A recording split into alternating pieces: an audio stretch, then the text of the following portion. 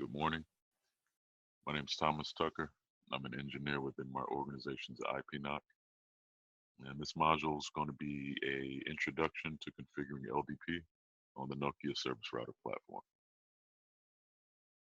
And we're going to assume that the reader is familiar with dynamic routing protocols and just the overall concept of MPLS.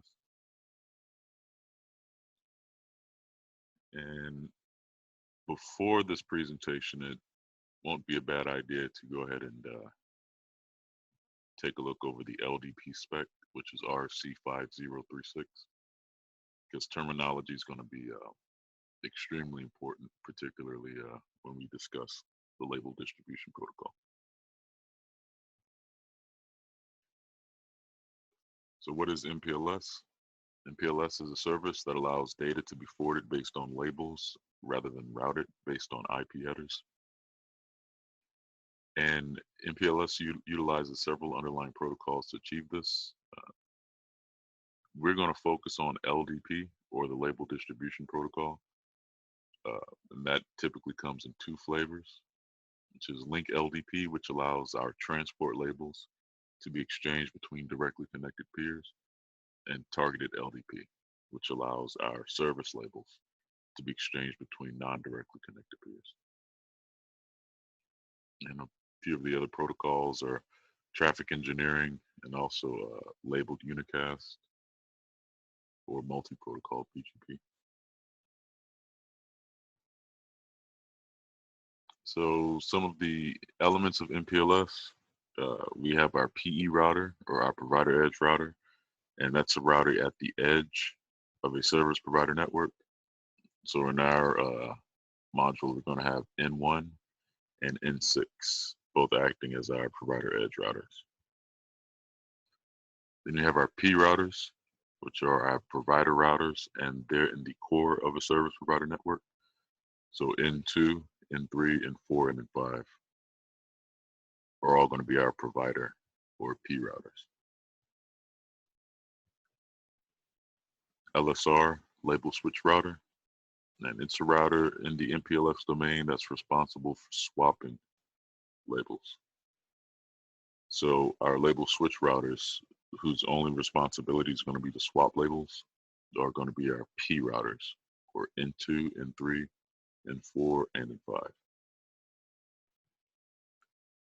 Then we have our ingress LER, or ILER, ingress label edge router. And it's the router that's responsible for pushing labels.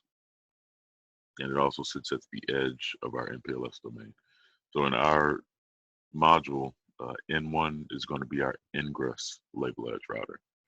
So traffic being sourced from N1 is going to be destined for N6, which is going to be our edge or our egress label edge router. And the ELER, it's a router at the edge of an MPLS domain that's responsible for popping labels. So again, N6 is going to be our egress label edge router. N1 is going to be responsible for pushing an MPLS label onto traffic that's destined for N6. Ns 2, 3, 4, and 5, we're going to be swapping those MPLS labels. And N6, because the traffic is destined for itself, is going to be popping, eventually popping, or demultiplexing that MPLS packet.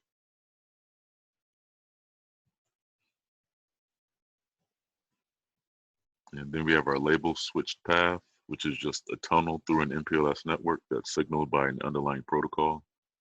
So in our example, these thick blue lines represent our label switched path. And this particular LSP was signaled by link LDP. So we know that all these peers are directly connected.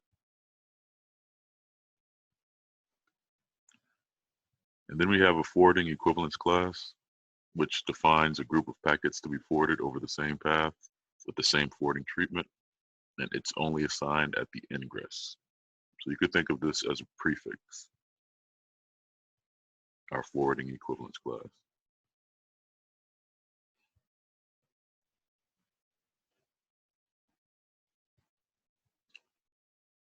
So another important concept of MPLS is the understanding that we have two separate planes at work here, one being the control plane, the other being the data or forwarding plane.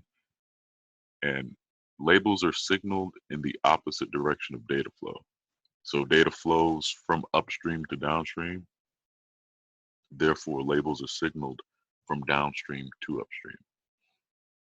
And since data flows from upstream to downstream, N1 is going to be our upstream most router, or our ingress label edge router, and N6 is going to be our downstream most router, or our egress label edge router.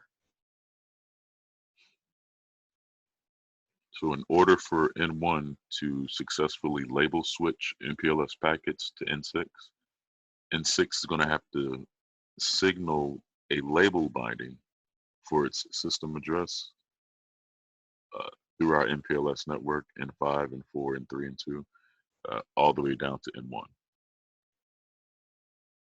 And MPLS tunnels are unidirectional. So this process happens in both directions. For the sake of this module, we're just assuming that traffic is being sourced from N1 destined to N6. But in order for a label switched path or an LSP to become operational, it has to be built, or it has to build itself in both directions. So we can assume that labels have been signaled from N6 to N1, but also they've been signaled from N1 to N6 to establish this label switch path.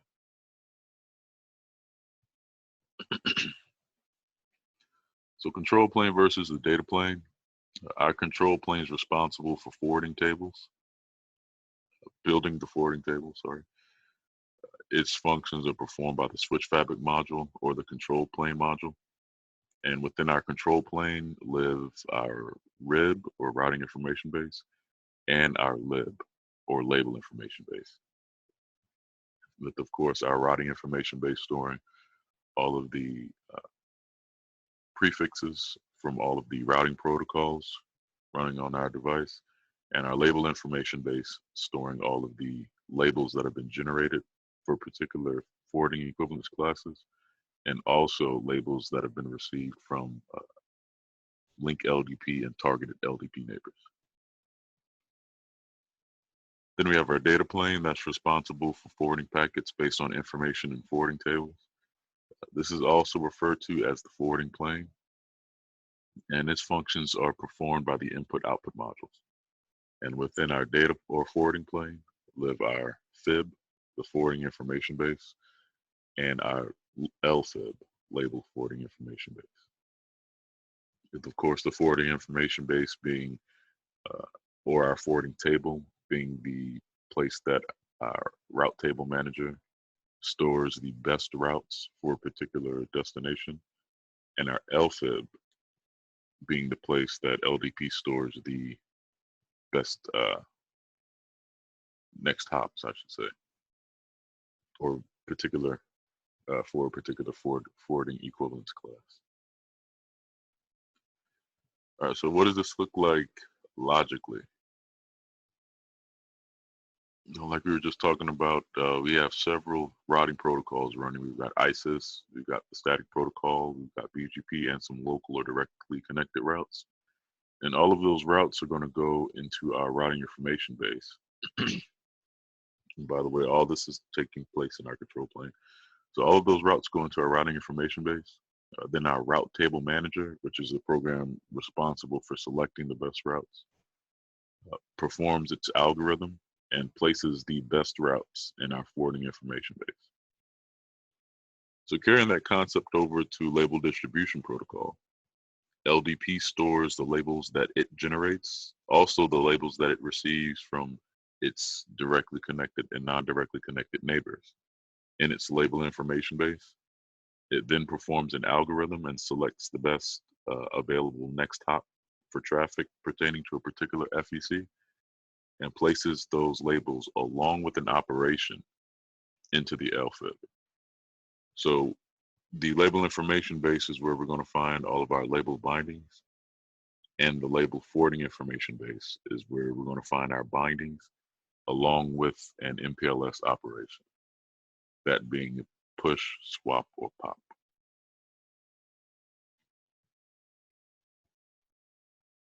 So we'll sort of talk and walk through the label distribution and well, through the control plane and forwarding plane, assuming that data is being sourced from N1 and destined for N6.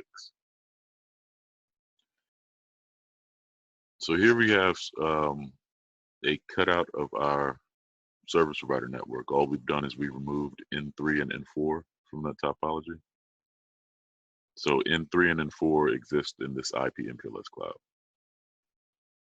But we're running link LDP between all of our service routers. Okay. So the first thing that takes place, again, we're assuming that data is being sourced from N1, destined to N6, and LDP has just been activated. So all of these LDP sessions are established, and it's now time for the label binding redistribution to occur. So on router N6, LDP generates an ingress label for the FEC 6.6.6.6/32, which is N6's system address. LDP stores the ingress label binding for that FEC in N6's label information base. So LDP has generated, and let's imagine for a second that this entire combination of control plane and forwarding plane is N6. LDP has generated a label binding of 66 for the system address 6.6.6.6/32 and has placed that label binding in its label information base. LDP then places the ingress label binding along with a pop operation in the LFIB. LDP does not generate an egress label binding for this FEC. So why doesn't it generate an egress label binding? Then why does it use a pop operation? Well, the reason it doesn't generate an egress label binding for its system address is because N6 will never have to egress MPLS traffic that's destined for the address 6.6.6.6/32. In a functioning network, that will never happen. Therefore, N6 doesn't have to generate an egress label for that particular FEC. And at the same time, why does it use a pop operation? It knows that that particular forwarding equivalence class is its own system address. So therefore, the only operation it'll ever have to do on MPLS traffic pertaining to that particular forwarding equivalence class is a pop operation.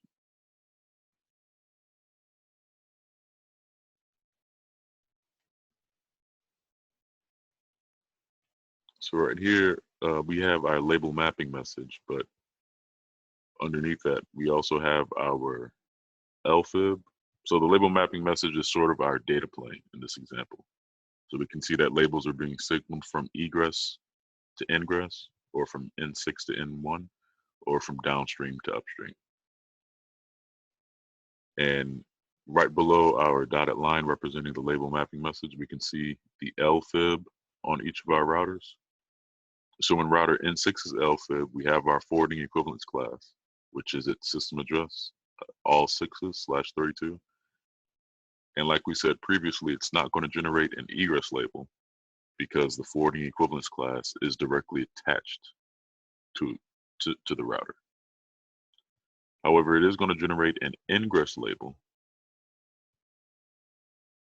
and it's also going to associate a pop operation with that ingress label. So this label mapping message is then signaled to N5, and N5 stores the mapping received from N6 as an egress label binding for the forwarding equivalence class and generates an ingress label binding for the same forwarding equivalence class. So in N5's forwarding information label forwarding information base, we can see the forwarding equivalence class for N6's system address has the egress label associated with it, which is the ingress label that was signaled from N6. But we've also generated our own, or N5 has also generated its own ingress label.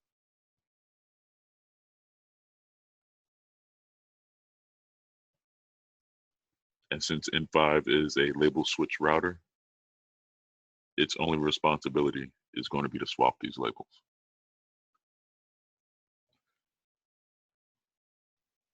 So our egress label for this particular FEC was received or was signaled from N6. And our ingress label for this particular FEC is the one that was generated by LDP.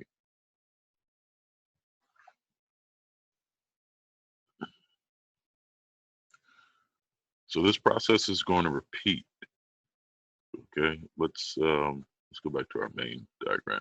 So let's assume at this point in N5's label forwarding information base, the FEC for N6's system address has an egress label binding of 66 that was signaled from N6 and an ingress label binding of 55 that was signaled, that was generated, I'm sorry, by N5. So N5 is going to then send a label mapping message to N4 with that FEC of N6's system address along with the label binding of 55. And N4 is going to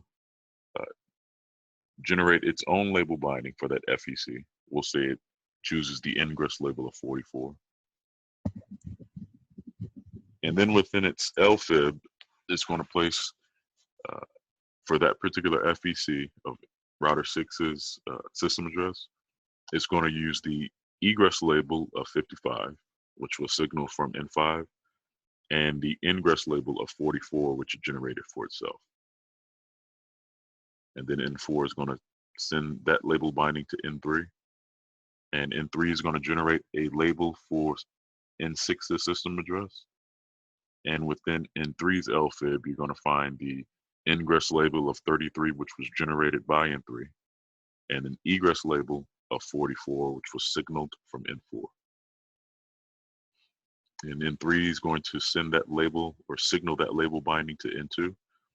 N2 is going to generate a label binding for N6's system address. And within N2's LFIB, the ingress label is going to be 22, which was the label generated by N2. And the egress label is going to be 33, which was the label signaled by N3. So once that label mapping message gets signaled to N1, N1 stores the mapping received from N2 as an egress label binding for the FEC and generates an ingress label binding for the same FEC. So the process pretty much just repeats. Within N1's LFIB, we can see that that egress label is going to be the one that was signaled or received from N2. So N1 places the FEC's egress label binding along with a push operation in its LFIB. LDP will not use the ingress label binding for this forwarding equivalence class. But why won't LDP use that FEC? Because traffic destined for N6 should never ingress N1. Therefore, we'll generate a label for it since we did receive a label mapping message from N2. N1's going to generate a label binding for it. However, that label binding will not be in use because traffic, again, destined for N6, being sourced from anywhere on the network, should never ingress N1.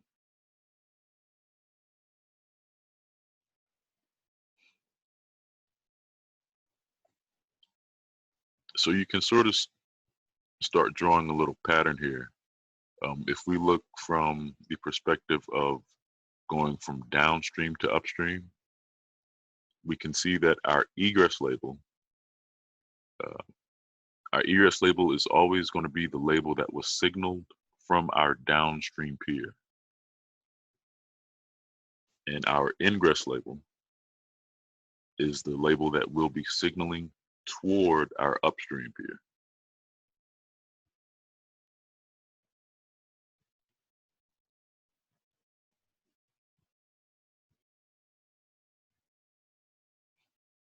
So let's take a look at our goals here. While that's occurring, let's go ahead and get our project up and running.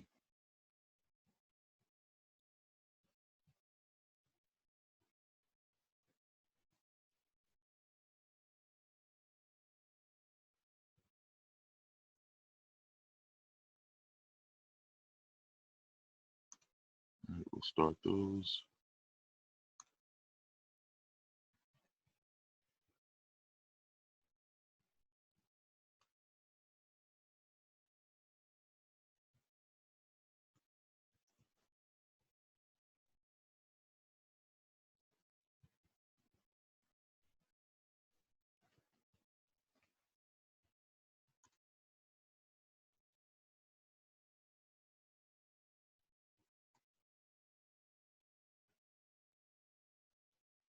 All right, so all those are booting up. We'll go ahead and go over our goals. First, we want to enable link distribution protocol on each service router. Then we're going to add each core-facing network interface into LDP. And we want to observe the link LDP session establishment via debug. And we also want to observe the label signaling between link LDP peers via debug. Then we're going to confirm each service router has a label binding for every other service router system address. And lastly, we'll test the transport tunnel or our label switch path between N1 and N6 using OAM commands.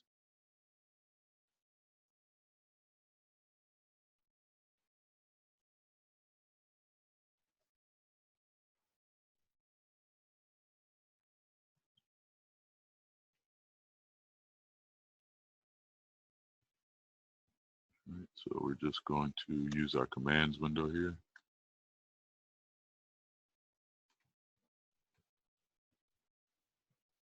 Just make sure that we're at a login prompt on everything. All right, so the default username and password, admin.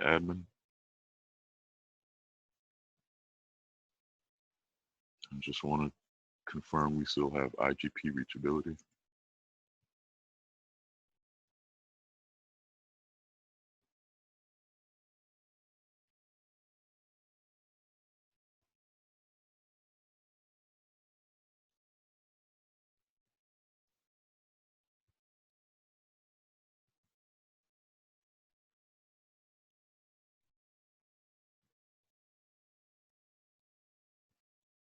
All right, so our first goal is to enable LDP on each service router. Like the previous videos, I'll sort of step through it on router N1, but then we'll use the commands window to do it a little bit more efficiently on routers N2 through N6. So LDP is going to be configured within our router context. So the way we enable it is to just enter its context with configure router. And before we go any further, I'm just going to do the command show router status.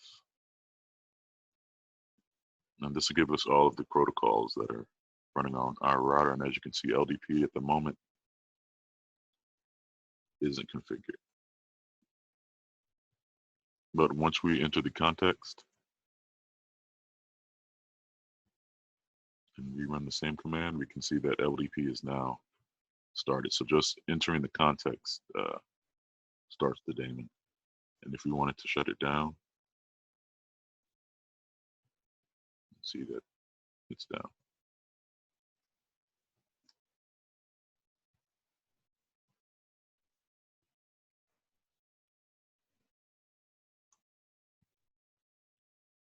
So on the rest of our routers, we're just going to do this a little bit quicker. / configure router LDP. and that enables LDP on the rest of our routers.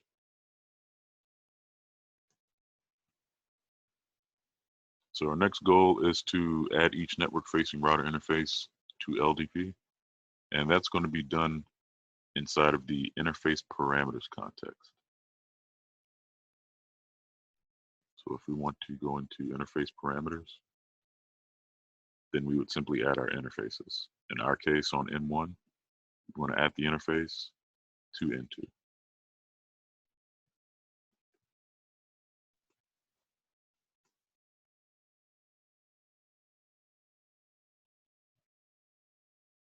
So this was our command we entered, and see, we do have some default additions. But at this point, if we issue the command show router LDP interface, you see that link distribution protocol, at least the IPv4 flavor of it, is running on our logical router interface 2 and 2.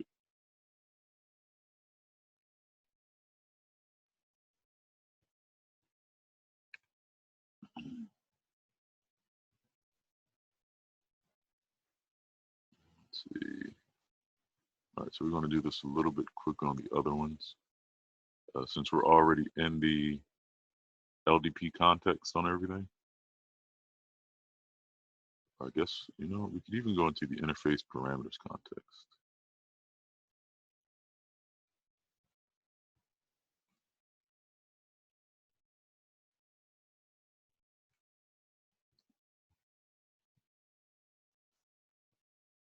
Should make it a little bit quicker. I'm just going to go and add the rest of our interfaces to LDP. So on N2, I added the interface to N1 and to N3. On N3, I'm going to add the interface to N2 and to N4. On N4, I'm going to add the interface to N3 to N5. On N5, I'm going to add the interface to N4 and to N6. On N6, I'm going to add the interface to N5.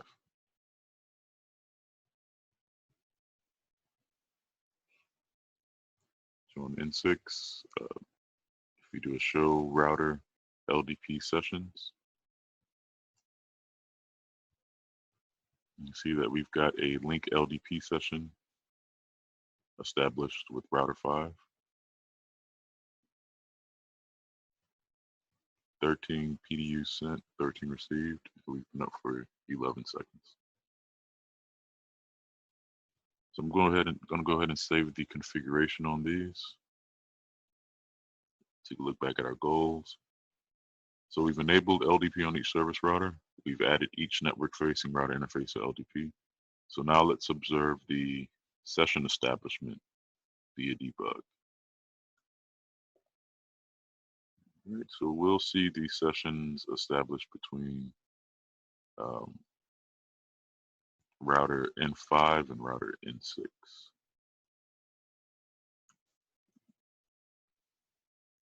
Just confirm we have our event handler configured on N6, and we do. So to observe the session establishment, I can't remember the debug commands offhand, so I'm just going to utilize the tree flat command and match on debug router LDP. Let's see, so we want to witness the events, but more importantly, the peer events.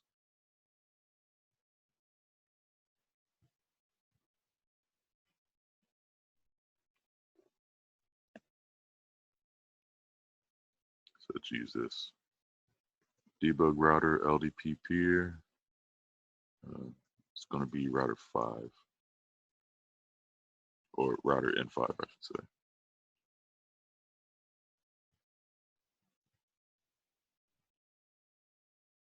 Okay, configure specific or configure debugging for specific LDP events.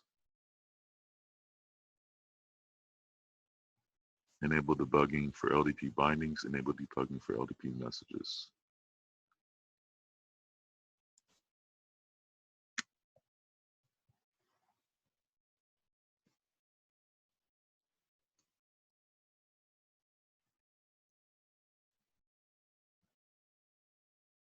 That's for event. Let's do packet also.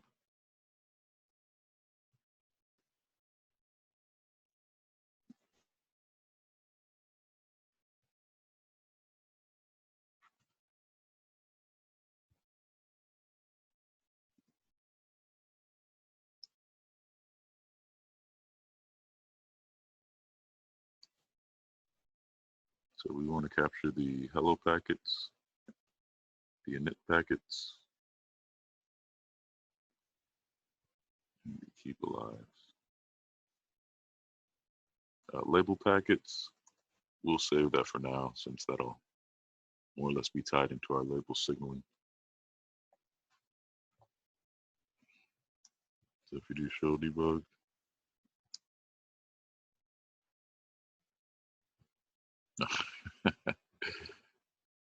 nobody told me I was entering the wrong peer.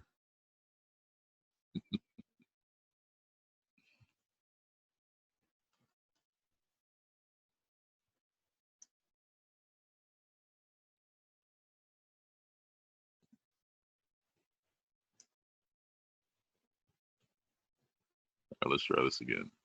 Debug router LDP peer.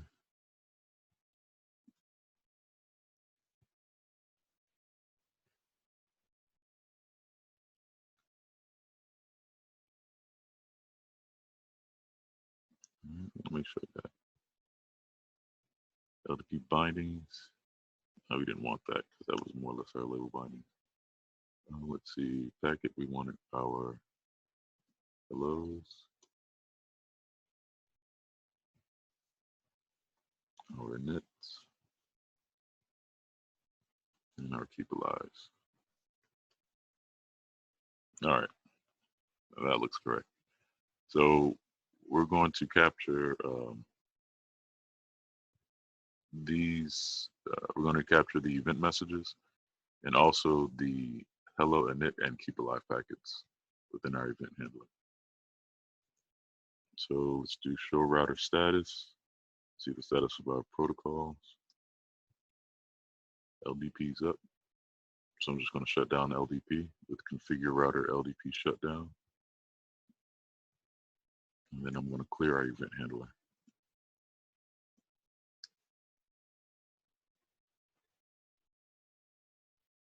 So once that's clear, I'm going to bring LDP back up with the configure router LDP no shutdown. And then we could check out our event handler. So log ID 66.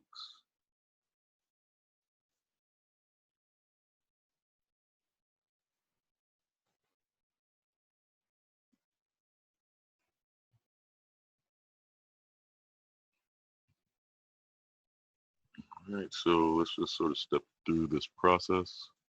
And again, we're looking at the session establishment right now via debug.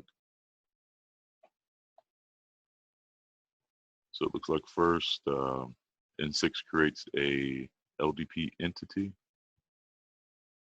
for our label switch router, router N5. He then creates a hello adjacency, and specifically a link hello adjacency. And it looks like it took the active role in our LDP session establishment.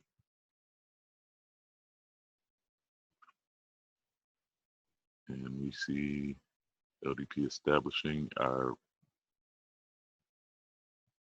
now we're gonna guess our TCP connection.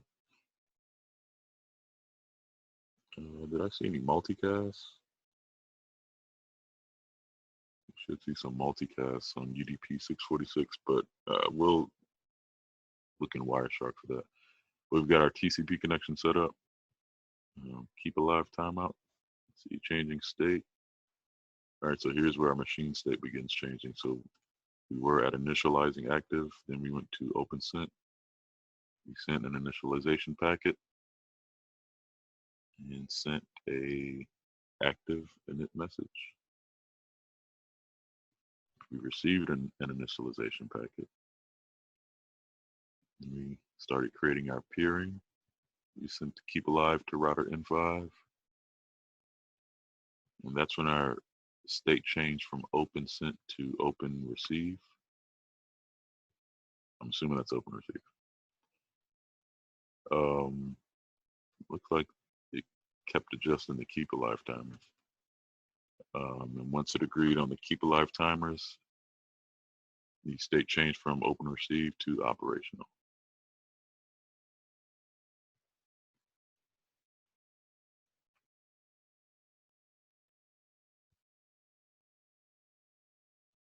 And it looks like from there, we're just sending and receiving keep alives, and the rest is history. So that is our session establishment. Now let's look at our label signaling. We're just going to shut down LDP again and clear our event handler. Let's take a look at debug. We're going to clear debug as well.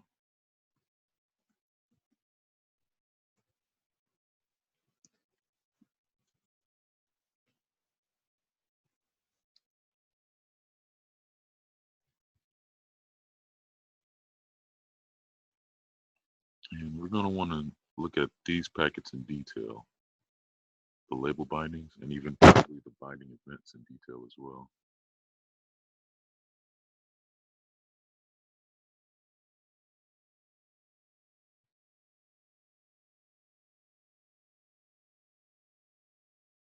For now, let's just look at the packets in detail.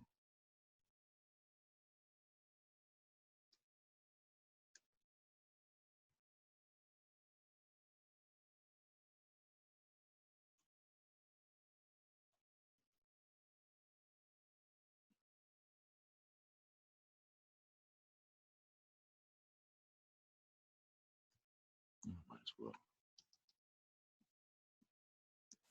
Take a look at our event handler.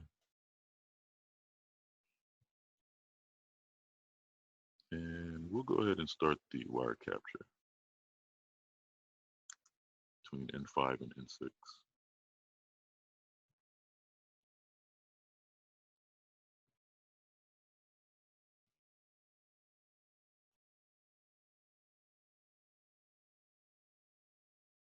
So yeah, we've still got BFD running. Let's see what else we got here. We got LDP, but it's sourced from router 5's interface, because again, it's shut down on router N6. And as you can see, these are just the hellos to our multicast address on UDP 646. There you go, source and destination. We've got some ISIS C-snaps or complete sequence number PDUs. We've got our good old ISIS hellos, a ton of BFD, but we're going to filter all this out with LDP so we can see exactly what's happening from the service router itself and from a wire capture standpoint. We activate LDP.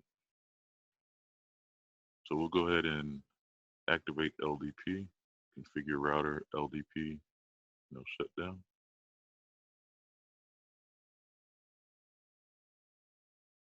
Let's take a look at our event handler, show log ID 66.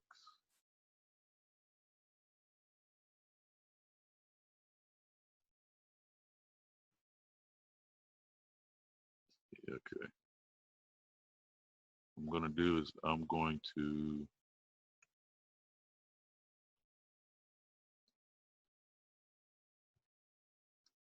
shut down LDP on interface N4 so that we won't receive these bindings from the rest of our network.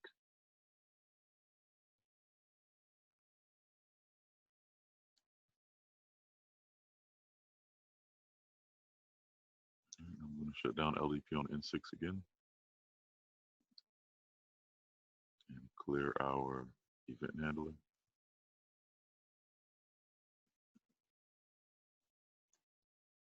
Reactivate LDP. And let's see what we got.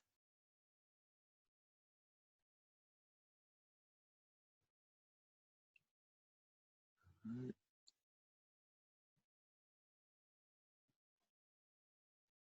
So we can see that we're sending our label mapping 131070 for our system address to router N5.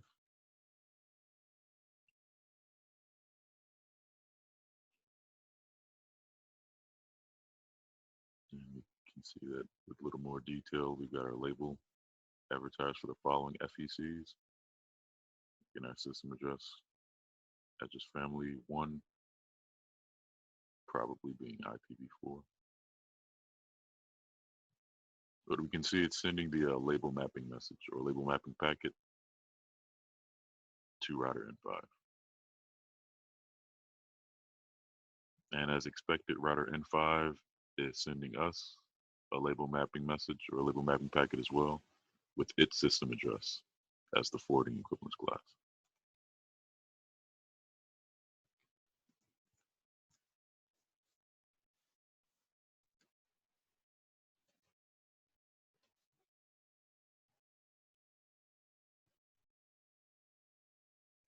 So let's go through Wireshark and the presentation.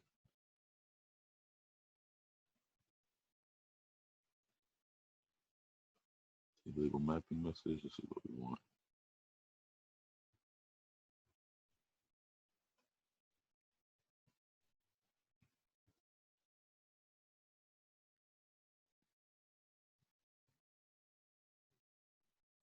All right, so back to this one.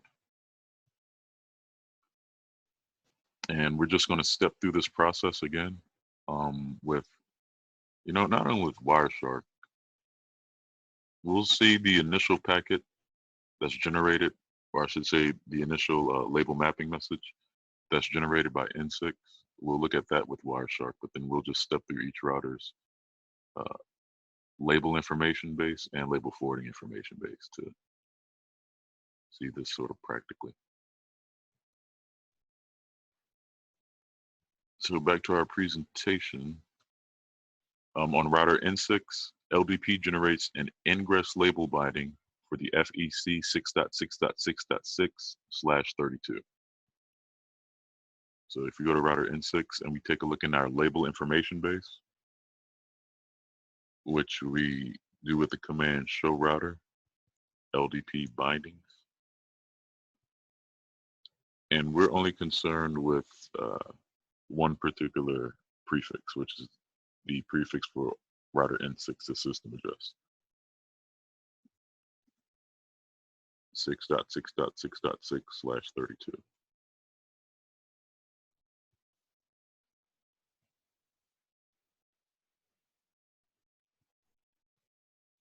So as you can see, router N6 has generated a label for the prefix 6.6.6.6/32. And according to the router, this value is 131070. So let's take a look at our label forwarding information base, which we do with the command show router LDP bindings active. Prefix is prefix 6.6.6.6/32.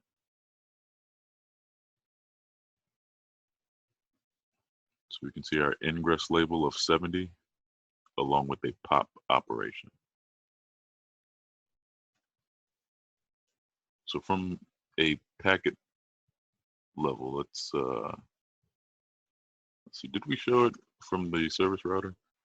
Show log ID 66.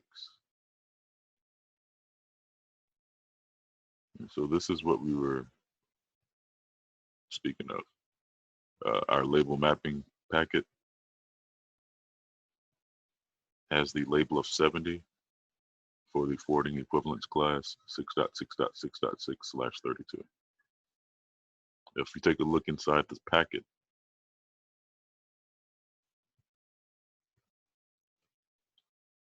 the label mapping message. Let's give us more room.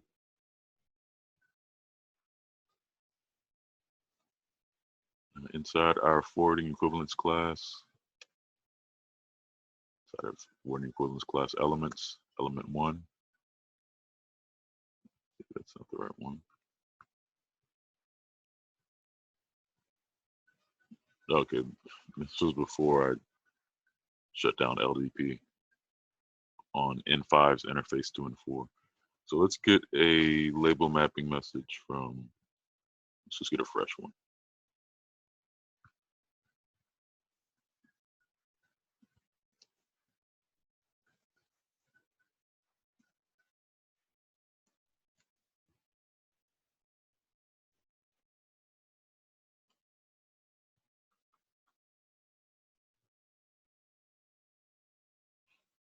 All right, so here's a fresh label mapping message sourced from N6, destined to its peer N5.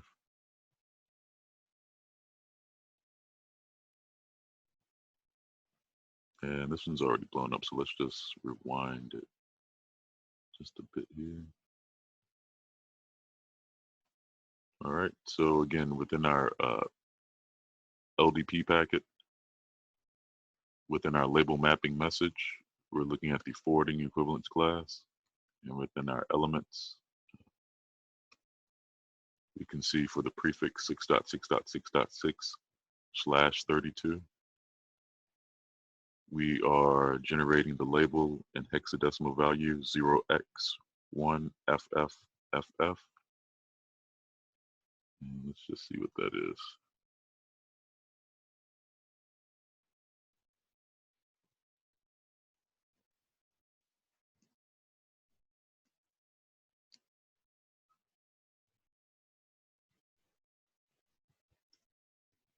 It was 0x1 4F.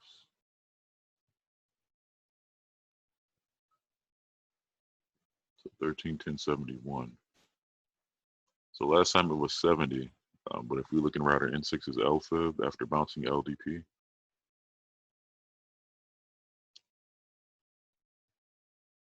can see that it's generating that ingress label of 71.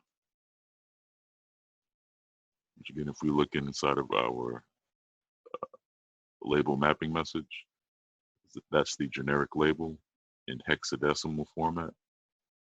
And once we converted that hexadecimal into decimal, it returned the value 131071. Which of course we confirmed in our label forwarding information base on router N6.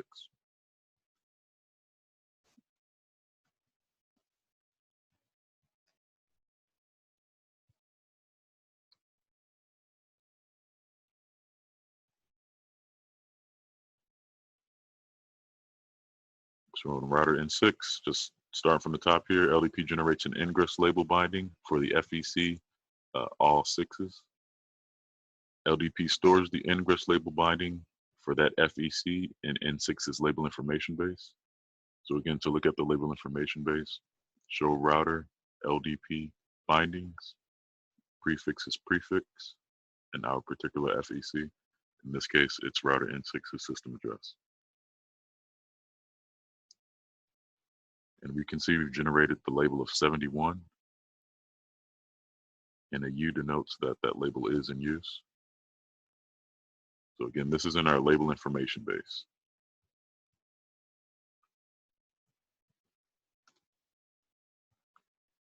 LDP then places the FEC's ingress label binding, which in our case is 71, along with a pop operation in the LFIB. LDP does not generate an egress label binding for this FEC. So if you take a look in our LFIB, which we do with the command show router LDP bindings active. Active is what separates our lib from, well, returning information from our lib and returning information from our LFIB. So show router LDP bindings active is looking in our LFIB at the moment. So prefix is prefix, router 6's system address. And again, we've got our ingress label associated with our POP operation. And this is for its system address.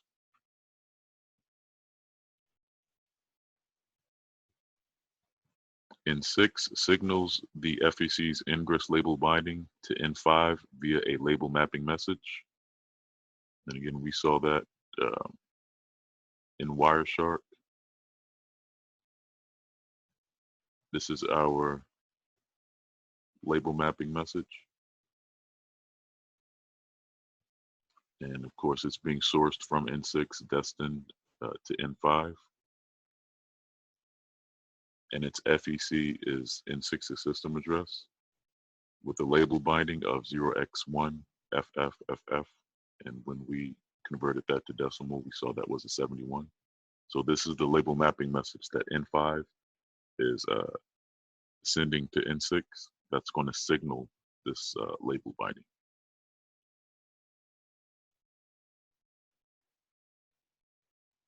N5 stores the mapping received from N6 as an egress label binding for the FEC and generates an ingress label binding for the same FEC. So let's take a look in N5's label information base. Control Z returns me to the root context. Show router LDP bindings. Again, because we want to look in the label information base. Prefix is prefix. Router N6 is system address.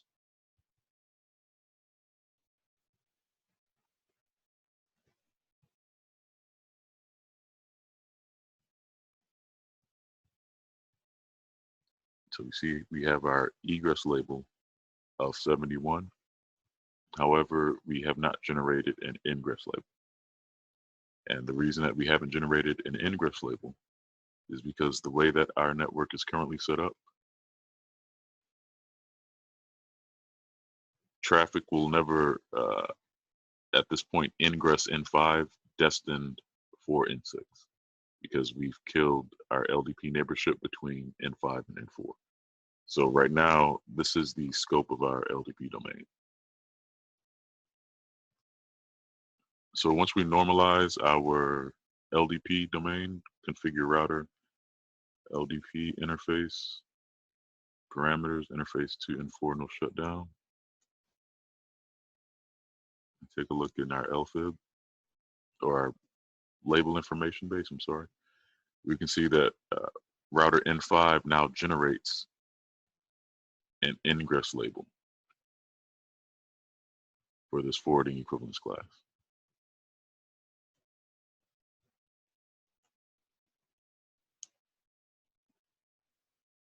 So router N6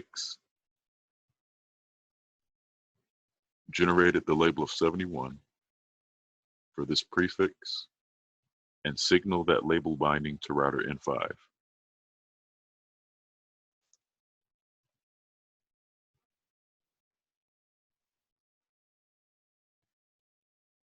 N5 stores the mapping received from N6 as an egress label binding for the FEC. So as we can see, it received it from N6 for this FEC. It stores it as its egress label binding.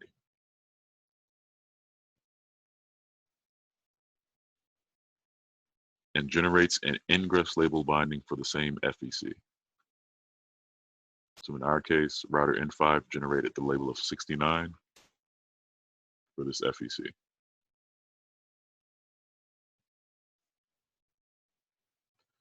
N5 places the FEC's ingress label binding generated by self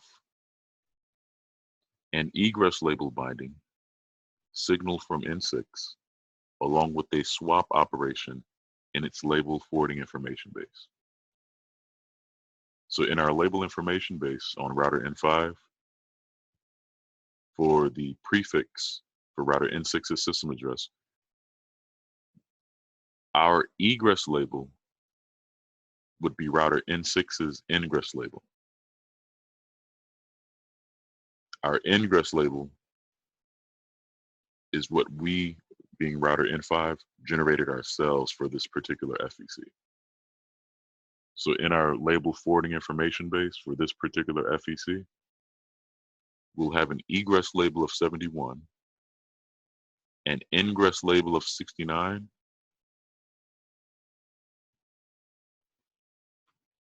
along with a swap operation.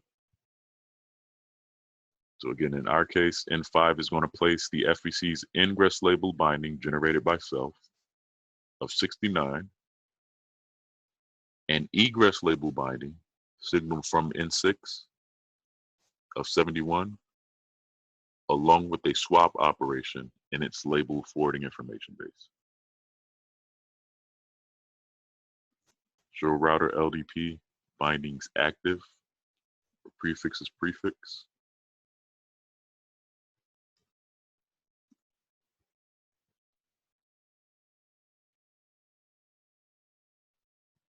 So again, for this particular FEC, our ingress label is the label that we generated. Our egress label is the label that was signaled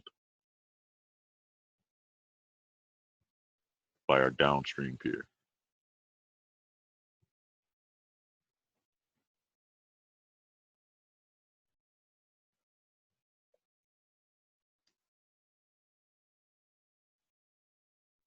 So N5 process repeats on N4, N3, and N2, with N2 generating an ingress label binding for the FEC and signaling that label binding to N1. So once N5 has generated a label for this prefix, it's going to send a label mapping message up to N4 with this label binding 69. So if we look in router N4's label information base, show router LDP bindings, prefix is prefix.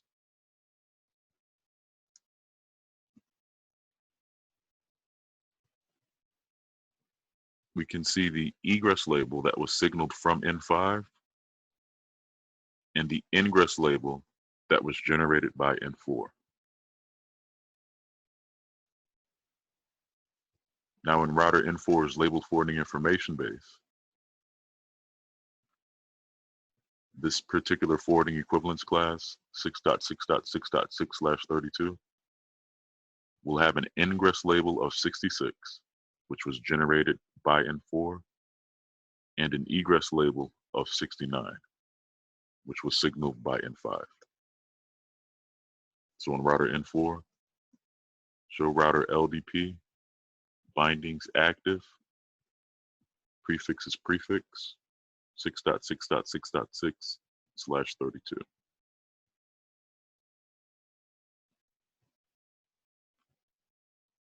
So for router 6's system address,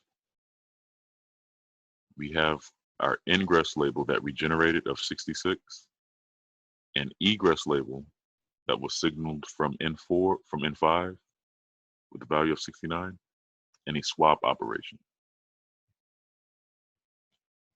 So now that N4 has generated a label binding for this prefix and place it in its LFIB, it's going to send a label mapping message to N3 with the label binding of 66. So let's take a look at router N3. Show router LDP bindings, prefix is prefix, router 6's system address. We see that router N3 has an egress label which was signaled from router N4, and router N3 has also generated a label for this particular prefix of 66. So since router N3 is acting as a label switch router,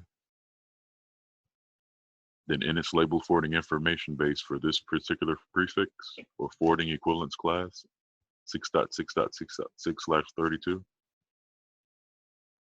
it's going to use an ingress label of 66 and egress label of 66, along with a swap operation.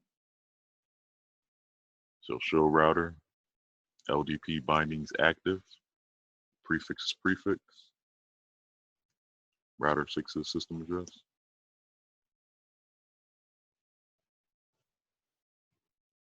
So router N3 generated an ingress label of 66, was signaled an egress label of 66 by router N4, and since it's acting as a label switch router, it's going to be responsible for swapping these labels. So once router N3 has generated a label binding for this particular prefix, router 6's system address, it's going to signal that label binding of 66 upstream to router N2 in a label mapping message. So if you look at router N2's label information base,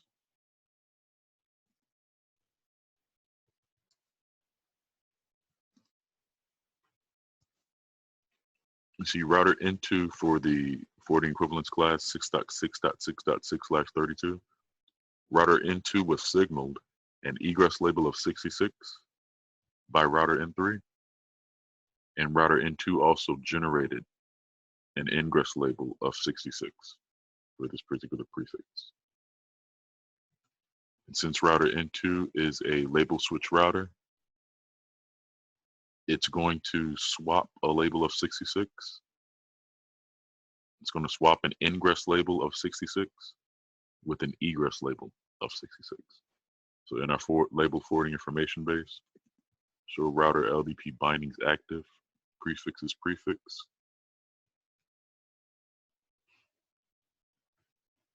Receiving traffic, MPLS traffic with a label of 66 ingresses router N2. It's going to swap that label of 66 with a label of 66 and forward it out this physical port toward this hop, which is router N3. So once router N2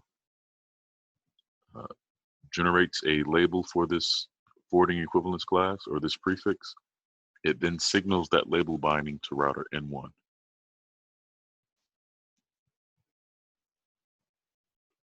Of 66, my dear. N1 stores the mapping received from N2 as an egress label binding for the FEC. So let's take a look at router N1's label information base. Show router LDP bindings.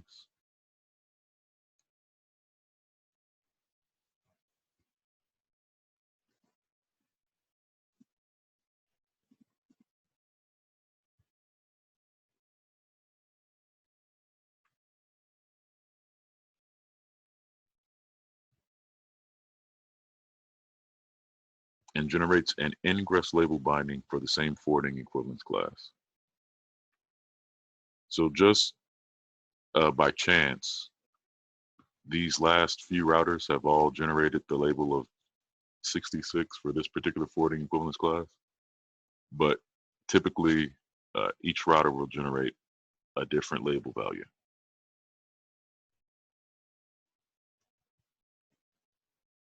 So N1 has stored the mapping it's received from N2 as an egress label binding for the forwarding equivalence class and generates an ingress label binding for the same FEC. So inside of router N1's label information base, we can see the egress label of 66 that was signaled from router N2. And we can also see our ingress label of 66 that was generated by router N1. N1 places the FEC's egress label binding along with the push operation in its LFIB. LDP will not use the ingress label binding for this FEC. So let's just look at router N1's label forwarding information base with the command show router LDP bindings active, prefix is prefix.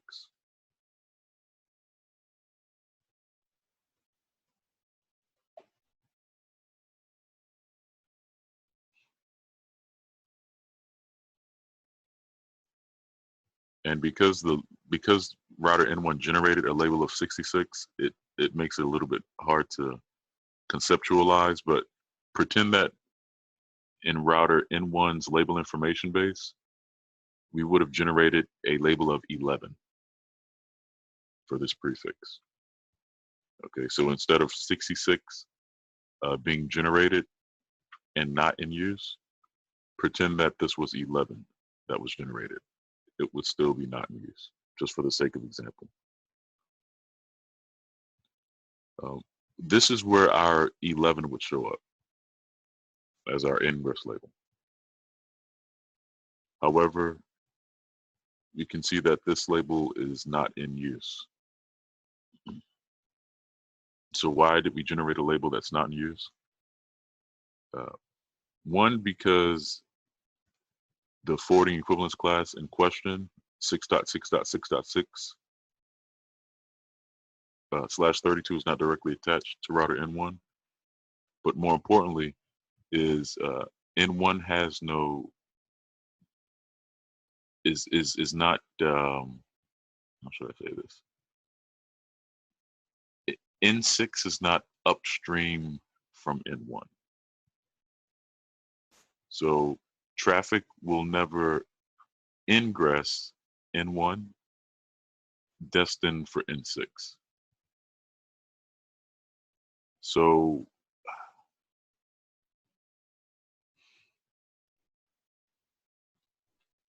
it generated a label because it received a label mapping message from N2. So that's the reason it generated a label for this forwarding equivalence class.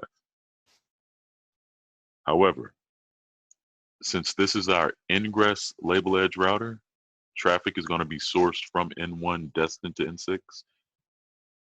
The only operation we're going to be doing is pushing an MPLS label onto our packets. We're never going to be swapping a label.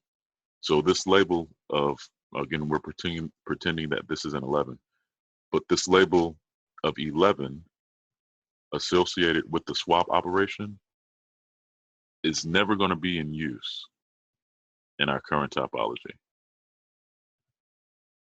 Now, the only time it would be in use is if router N1 had a transport path or a label switch path to router N6, and traffic was traversing the network in such a way where instead of router N1 being the ingress label edge router, router N1 would be a label switch router. So it would be providing the transit for traffic that was sourced from some part of the network and destined to N6. So LDP is ready for that situation to occur. But in our label information base, we can see that the label for that situation of, again, 11 is not in use. So this is all that router N1 is going to be doing. Since it's the ingress label edge router, it's only going to be responsible for pushing the MPLS label on our traffic, egressing it out this port toward this next hop.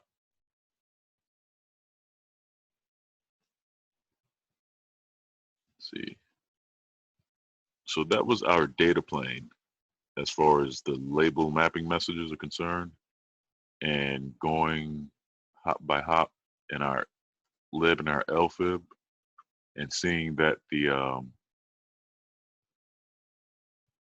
ingress VC label or ingress MPLS label on a downstream peer is our egress MPLS label on the upstream peer. So now we'll go in the opposite direction. Is we'll examine the label forwarding information bases from a forwarding or from a traffic being sourced from N1 destined for N6 perspective.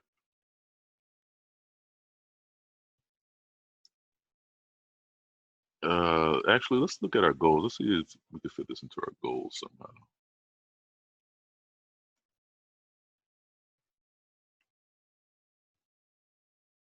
Okay, yeah, that's what we'll do. So we'll look at it from that perspective after we wrap our goals up. So we've observed the label signaling, and we've gone over it a few times.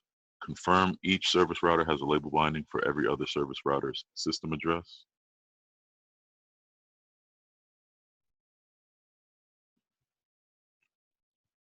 And I really should have said active label binding in the LFIB, but so we could do a quick way to do this. Really, there is no quick way. Show router LDP bindings active.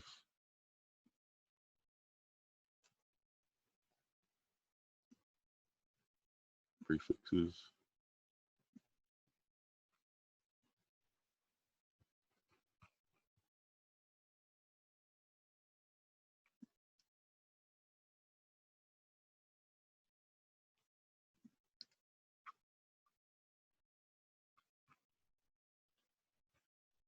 Let's just take all the guesswork out.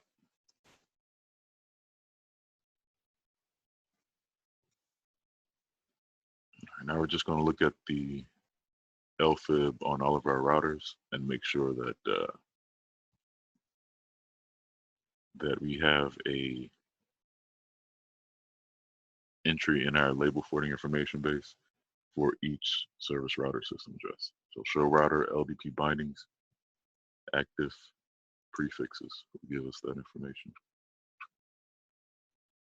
So in router N1, you've got an entry, of course, for ourselves.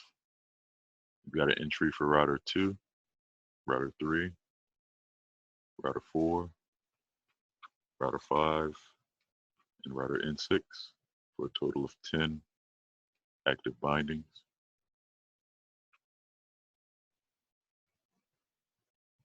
Router N2,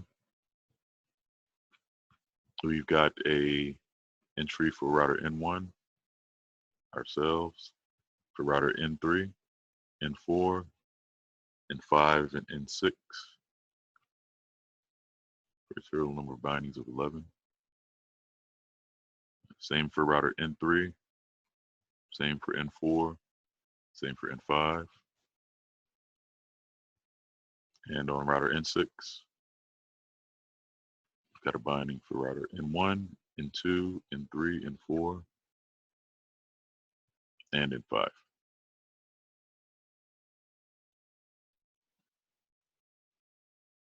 So we're just going to save this configuration. See how much time we have left. 10 minutes. Perfect.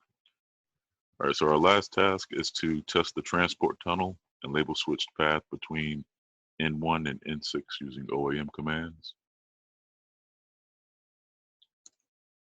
So the 7750 is full of OAM commands.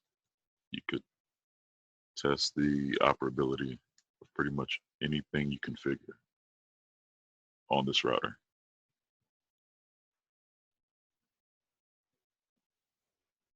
So we're going to be concerned with OAM commands pertaining to LDP and anything pertaining to LSPs. So I'm just going to match on OAM LDP. You know what? I've got to be right back. Give me 1 second.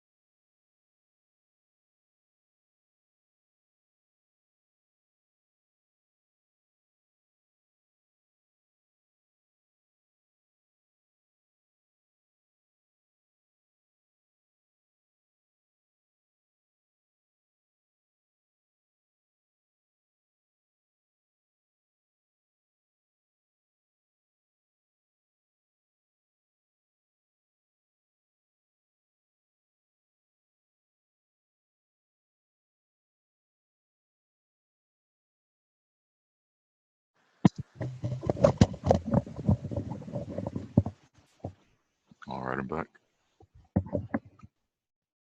So we're going to match on OEM LDP,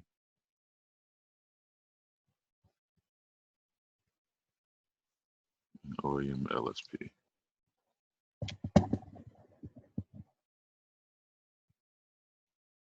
So let's see, first we'll use this OEM LSP ping command.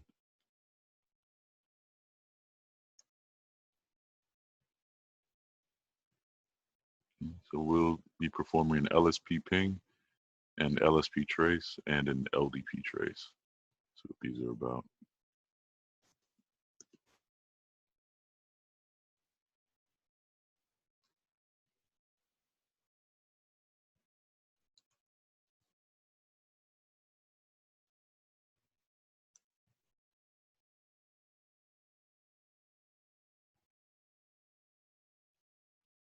See, without the detail.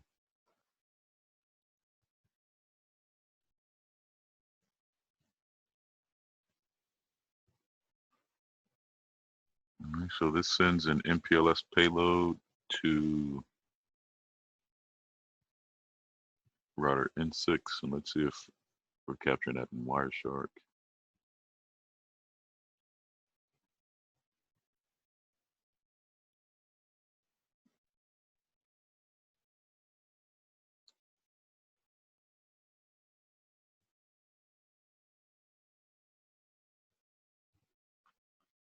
It's going to be under MPLS.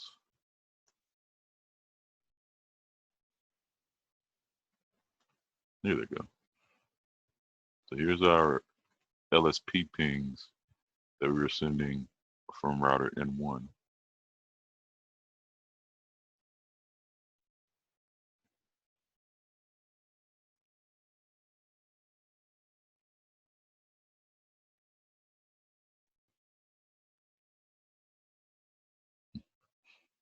And within our LSP ping, we have our forwarding equivalence class.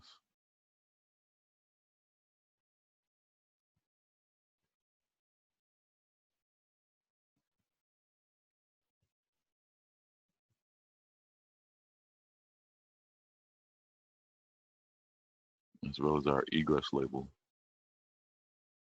on router N6 of 13.10.71.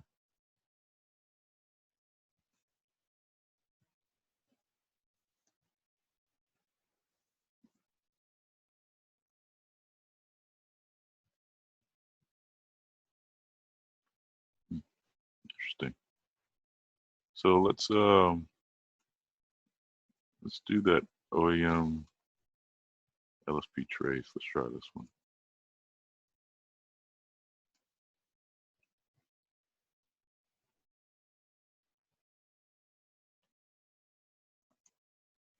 Detail.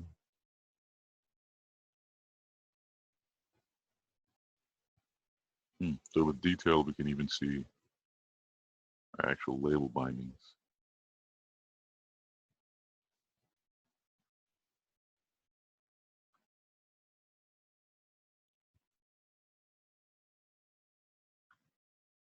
I'm just trying to find these LSP traces.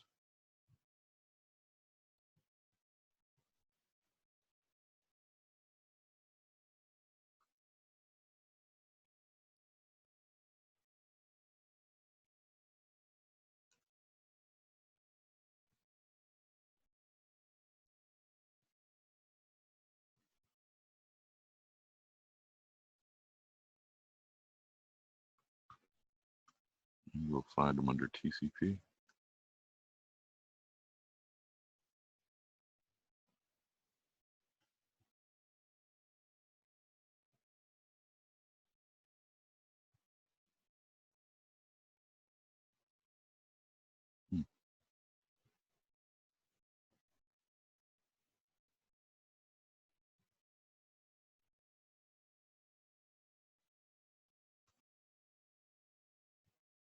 Okay, these are LSP traces.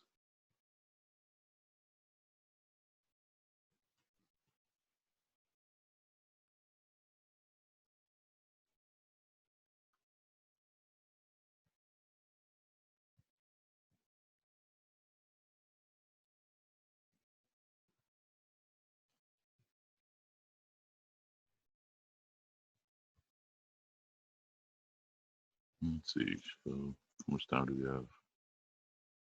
All right, let's just do the LDP tree trace.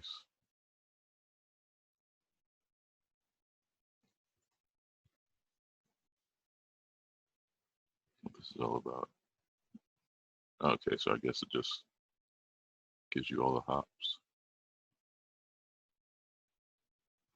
In particular, you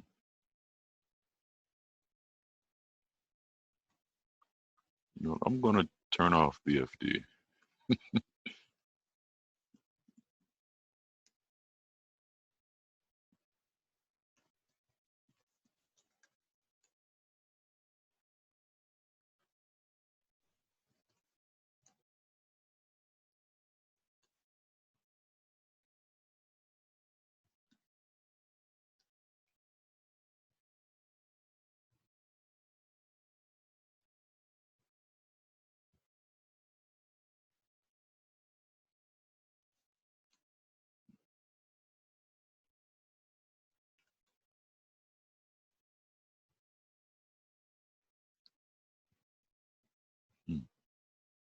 Wonder if I have to stop it under ISIS first.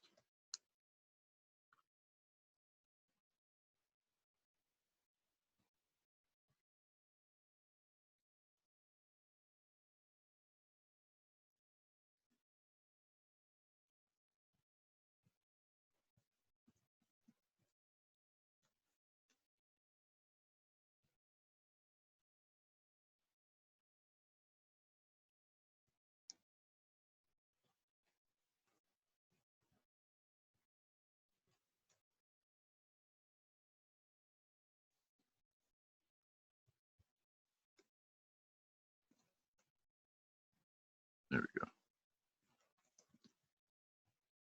Let's do the same on N6.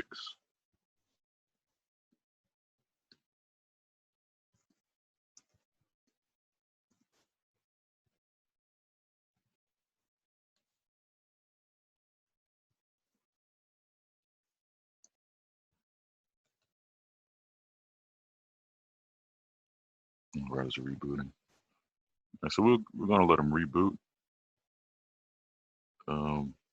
And we're going to take a look at these OAM commands in a little bit more detail.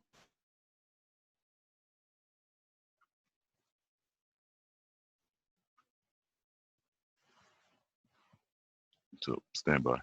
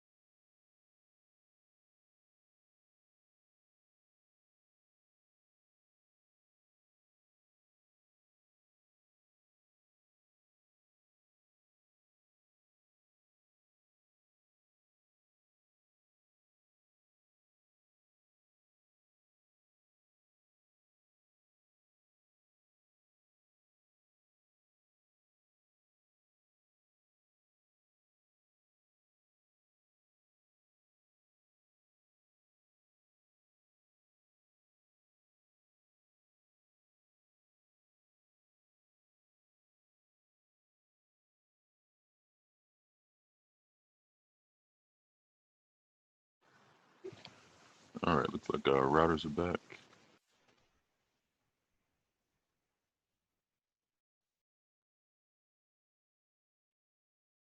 All right.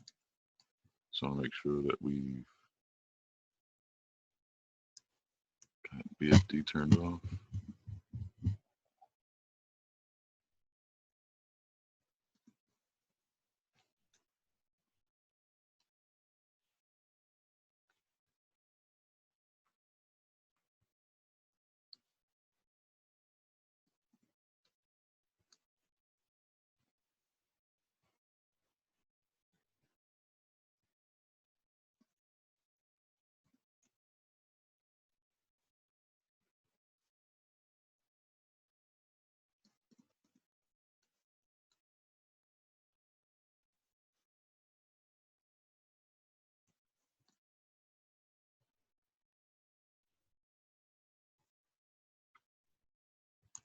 All right, now let's start a new capture here.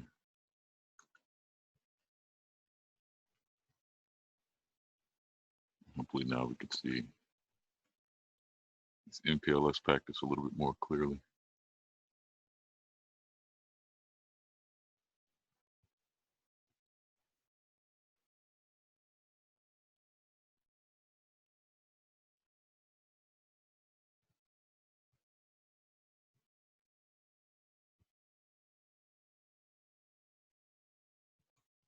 You know what? Let's see if I could increase these hello timers.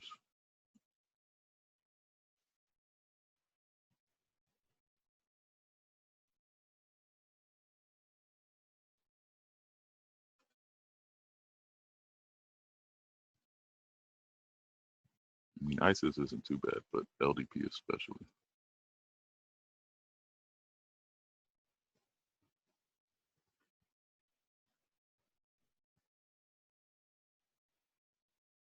There you go.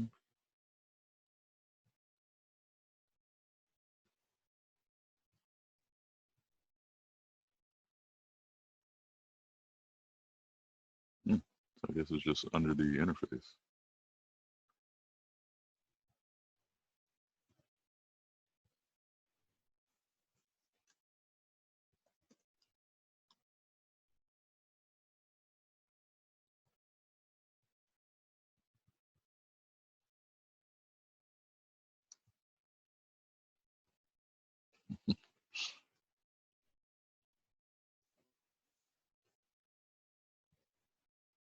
Just tell I never want to get hellos.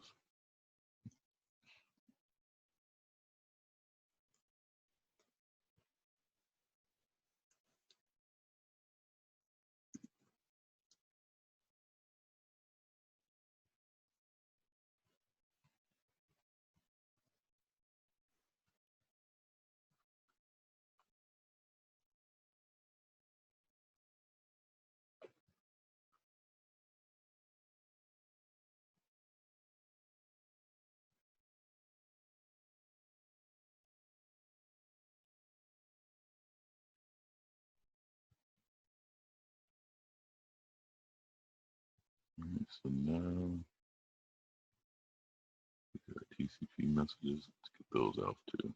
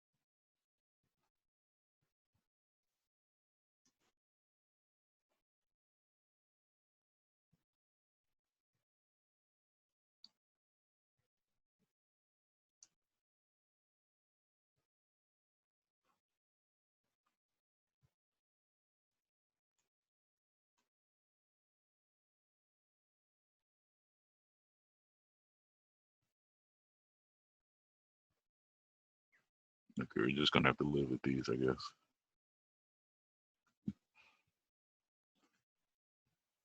All right. So now back to what we were originally doing, which is testing our end-to-end reachability through the OAM commands. Those commands being LSP OAM, LSP ping,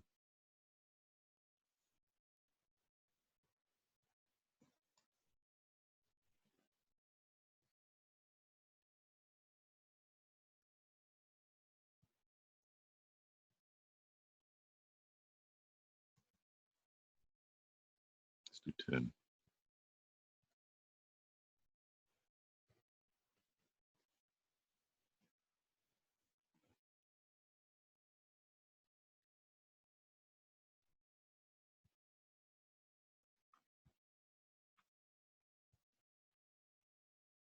So here are our LSP pings.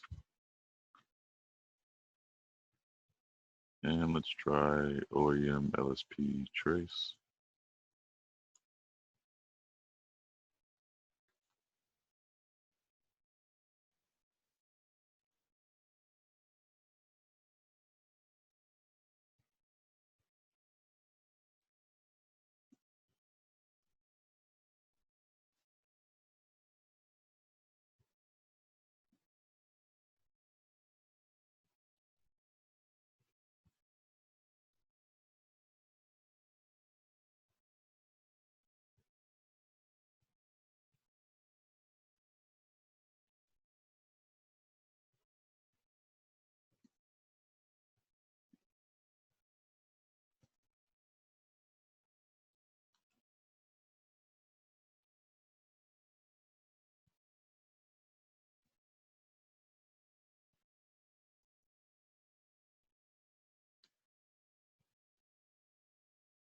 See if we pick up anything on Wireshark.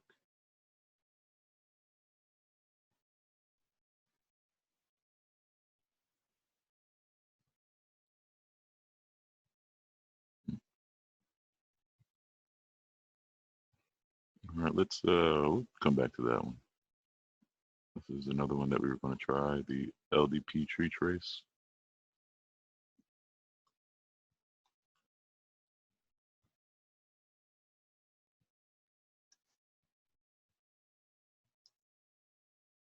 Anything for our tree trace, did we?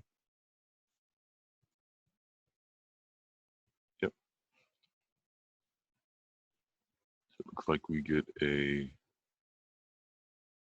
on a trace, we get a echo destined for 127.1.0.255. And on a ping, we were destined for 127.0.0.1. I'm sure the RFC says something about that, but let's take a look inside of this one. See if it's special.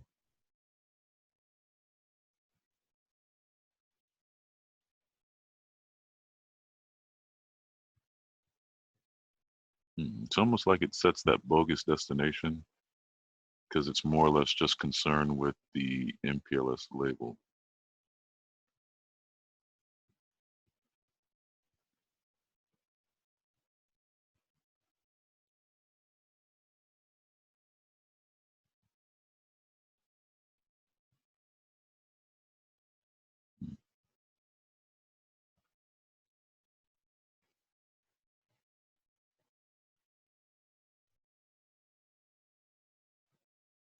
You know,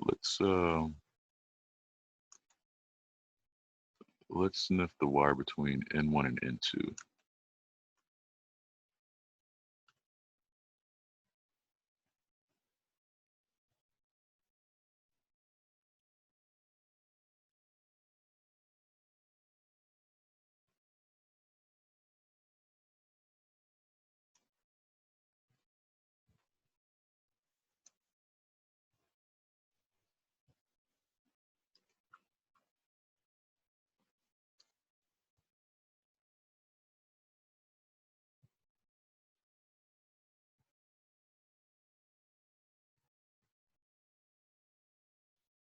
So a LDP tree trace,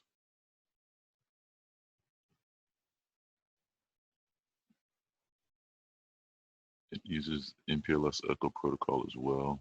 You see our destination.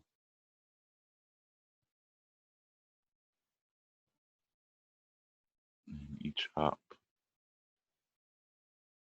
not router ID or system address, but each physical interface, well, each logical router interface with the physical port bindings address. It's interesting. All right, so there was one more that was a little bit odd. This LSP trace. Just want to see if we would see anything in Wireshark for it.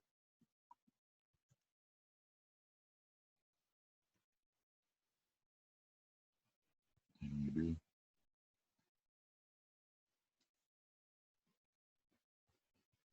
So in order to trace, LDP uses these MPLS echoes.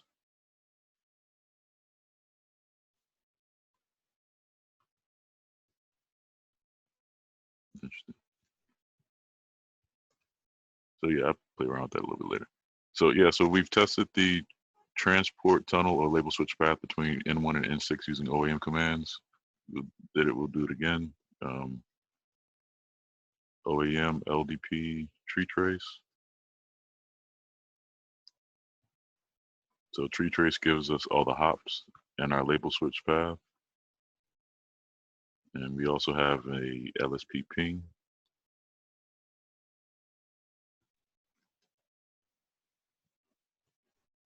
One packet sent, one received as a MPLS payload.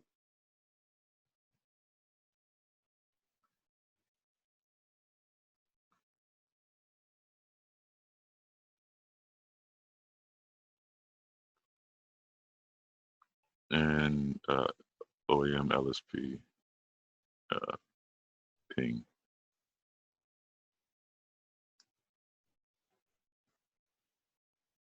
One packet sent, one received. 80 byte MPLS payload.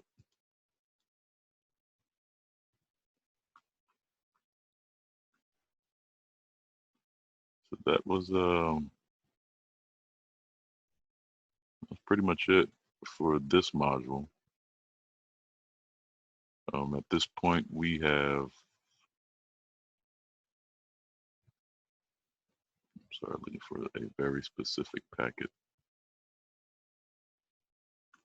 I'll do that later. All right, so at this point, in our modules, we have configured, we've taken a 7750 SR fresh out the box. We've configured the hardware on each of our service routers. We've configured hardware being the IOM and the MDA.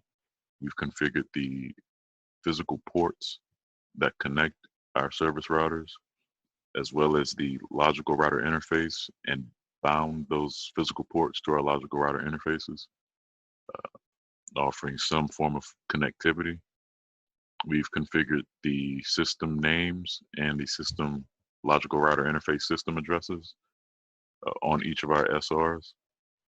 We've also configured dynamic routing in the form of intermediate system to intermediate system on all of our SRs, so that the edges in our topology N1 and N6 can reach each other even though they aren't directly connected.